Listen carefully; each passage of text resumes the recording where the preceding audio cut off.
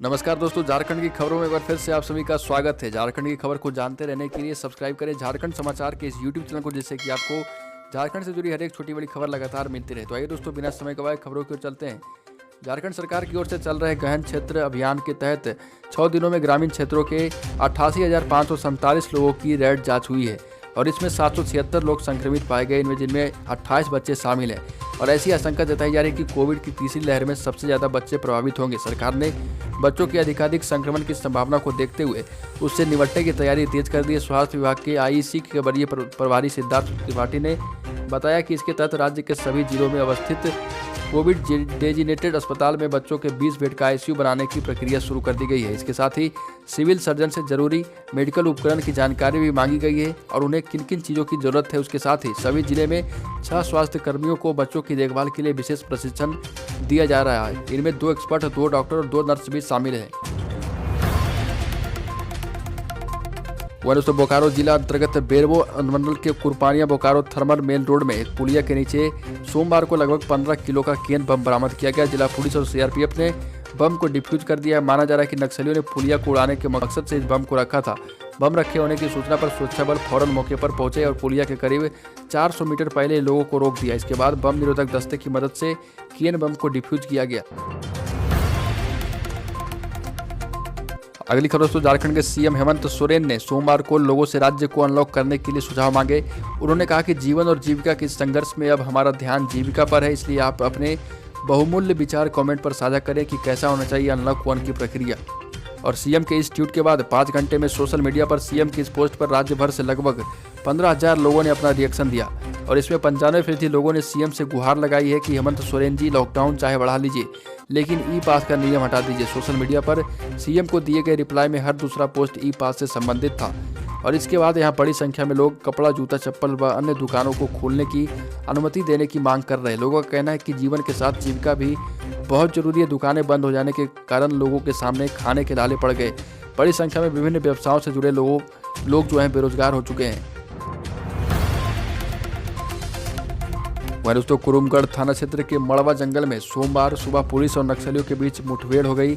इस दौरान सुरक्षा बलों ने एक नक्सली को मार गिराया, जबकि उसके बाकी साथी जवानों को भारी पड़ता देख मौके से भाग निकले। सुरक्षा बलों ने मारे गए नक्सलियों के पास से हथियार भी बरामद किए हैं। फिलहाल सर्च ऑपरेशन जारी है। मुठभेड़ में जिला प्रशासन, सीआरपीएफ की टीम शामिल है। पुलिस ने मारे गए नक्सली के शव को बरामद कर लिया है। हालांकि उसकी फिलहाल पहचान नहीं हो सकी है। माना जा रहा है कि इस क्षेत्र में सक्रिय बुद्धदेव उरांव के दस्ते से सुरक्षा बलों की मुठभेड़ हुई है। दरअसल जंगल में नक्सलियों के जमावड़े की सूचना पर सुरक्षा बल यहां पहुंचे थे और सर्च ऑपरेशन चला रहे थे। इसी बीच नक्सलियों की नज़र जवानों पर पड़ी और उन्होंने फायरिंग शुरू कर दी।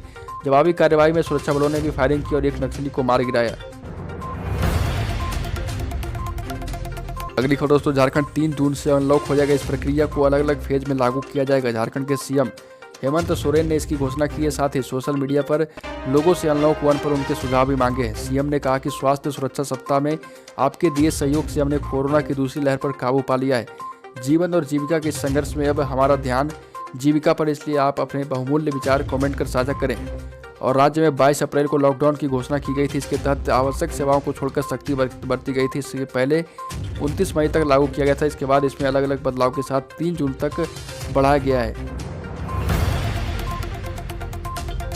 वहीं दोस्तों, झारखंड में कोरोना के काबू में लाने की कोशिश के बीच एक नया खुलासा हुआ। इसके मुताबिक यहाँ कोरोना के 7 तरह के वेरिएंट एक्टिव थे। इसमें भारत के 5 अलग अलग वेरिएंट के साथ यूके और साउथ एशियन वेरिएंट भी शामिल है। इसका खुलासा लाइफ साइंस लेबोरेटरी भुवनेश्वर की जांच रिपोर्ट से हुई है। हेल्थ डिपार्टमेंट के मुताबिक झारखंड में कोरोना की दूसरी लहर 1 अप्रैल से शुरू हुई थी। इस वेरिएंट ने उसी दौरान झारखंड में प्रवेश किया था। अधिकारियों के मुताबिक जिन लोगों का सैंपल जांच के लिए भुवनेश्वर भेजा गया था, उनका स्वाब कलेक्शन 9 अप्रैल से 13 अप्रैल के बीच हुआ था। 15 मई को उनकी जांच रिपोर्ट जारी हुई थी। अप्रैल में झारखंड के अलग अलग राज्यों से सैंपल जांच के लिए भुवनेश्वर भेजे गए थे। इसी के तहत धनबाद में भी सैंपल भेजे गए थे। भुवनेश्वर में हुई इस जांच के बाद धनबाद के सैंपल में इंडियन वेरिएंट के साथ विदेशी वेरिएंट भी पाए गए। डॉक्टरों ने कहा था कि ये वायरस राज्य में म्यूटेट भी कर रहा था। धनबाद के अधिकारियों का मानना है कि कोरोना के अलग अलग वायरस ज़्यादातर प्रवासी लोगों में ही पाए गए थे और जो भी लोग झारखंड के बाहर से आए थे, झारखंड में उसी से कोरोना वायरस फैला है। साथ ही दोस्तों, रांची में अगले 1 सप्ताह तक आंशिक बादल छाए रहेंगे। वहीं इस दौरान हल्की बारिश के साथ मेघ गर्जन की भी आशंका है। मौसम विज्ञान रांची की ओर से जारी रिपोर्ट के मुताबिक इस सप्ताह रांची औसतन उच्चतम तापमान 35 डिग्री सेल्सियस और न्यूनतम तापमान औसतन 22 डिग्री सेल्सियस तक बने रहने की संभावना है। मौसम विभाग के मुताबिक उत्तर प्रदेश के ऊपर एक चक्रवातीय क्षेत्र बन रहा है। इसका टर्फ लाइन उत्तर प्रदेश और आसपास के राज्यों से मध्य प्रदेश के ऊपर से विदर्भ तक फैला हुआ है। इसके कारण मौसम में थोड़ा परिवर्तन देखने को मिल रहा है। हालांकि 3 जून से राज्य में मौसम सामान्य रूप से शुष्क रहने की संभावना है। आंशिक रूप से हल्के बादल छाए रहेंगे। इसके साथ ही गरज के साथ वज्रपात और हल्के से मध्यम दर्जे की बारिश हो सकती है। मौसम वैज्ञानिक अभिषेक आनंद ने बताया कि राज्य के कुछ हिस्सों में 30 से 40 किलोमीटर की रफ्तार से तेज हवा भी चलने की संभावना है। इसे देखते हुए येलो अलर्ट जारी किया गया है और राजधानी रांची में दिन में आंशिक रूप से बादल भी 4 दिन तक छाए रहेंगे। साथ ही दोस्तों, धनबाद के तीसरा में गुप्त सूचना के आधार पर तीसरा पुलिस गोलकडी डीबी रोड के समीप एक पिकअप वैन को पकड़ा है। वैन की तलाशी लेने पर बोरे से भरे कूड़े करकट के ढेर के नीचे 1200 किलो तांबा बरामद हुआ है। उक्त तांबा BCCL का केबल चुराकर उसे कोलकाता भेजा जा रहा था। वैन के साथ कारू यादव नामक चालक पकड़ा गया है और इधर तीसरा पुलिस कार्रवाई करते हुए कारू यादव को जेल भेज दी गई है। साथ ही दोस्तों, जिले में कोरोना संक्रमण के बीच डेंगू, चिकुनगुनिया व जापानी इंसेफ्लाइटिस का खतरा बढ़ गया है। जिला सर्विलांस पदाधिकारी डॉक्टर साहिर पाल ने MGM सदर अस्पताल, सभी प्रखंडों के चिकित्सा प्रभारी सहित सभी राज्य अस्पतालों को पत्र लिखकर इन बीमारियों के प्रति अलर्ट रहने को कहा है और बताया कि तापमान में वृद्धि व वर्षा के कारण वेक्टर जनित मौसमी बीमारियों का प्रकोप बढ़ जाता है। इसे ध्यान में रखकर संदिग्ध मामलों की जानकारी उपलब्ध कराएं ताकि पीड़ितों का तुरंत इलाज हो सके। जमशेदपुर में पहले भी डेंगू व चिकुनगुनिया के मामले मिलते रहे। ऐसे में भी लोगों को विशेष जागरूक होने की जरूरत है। अगर किसी में बीमारी का लक्षण दिखे तो तत्काल डॉक्टर से संपर्क कराया जाए। वहीं दोस्तों, कोरोना संक्रमण के चलते माता पिता को खो चुके अनाथ बच्चों के भरण पोषण की जिम्मेदारी उठाने की राज्य सरकार की घोषणा के बाद मुस्लिम समुदाय भी ऐसे बच्चों की तलाश शुरू करेगा। इसके लिए समुदाय में सर्वे कराया जाएगा। इसकी पहल सामाजिक संस्था Jamaat Islami Hind, Alminar social welfare society, Jharkhand humanity foundation व मोमिन अंसार सभा ने की है और इसमें उप प्रमुख जमशेदपुर प्रखंड अफजाल अख्तर का सहयोग लिया जाएगा। झारखंड ह्यूमैनिटी फाउंडेशन के सचिव खालिद इकबाल ने बताया कि बेसहारा हो गए बच्चों के भरण पोषण, शिक्षा आदि की व्यवस्था कराने के लिए राज्य सरकार ने पिछले दिनों गाइडलाइन जारी की थी। इसको लेकर अब जिले में भी काम शुरू हो गया है। समाज की सभी संस्थाओं से वर्चुअल बातें चल रही है। तो सदस्यों को शहर के अलावा गांव-गांव सर्वे कराकर ऐसे बच्चों का पता लगाने को कहा गया है ताकि उनकी एक लिस्ट तैयार की जा सके। टीम लगाकर इसके बारे में जानकारी कराई जा रही है।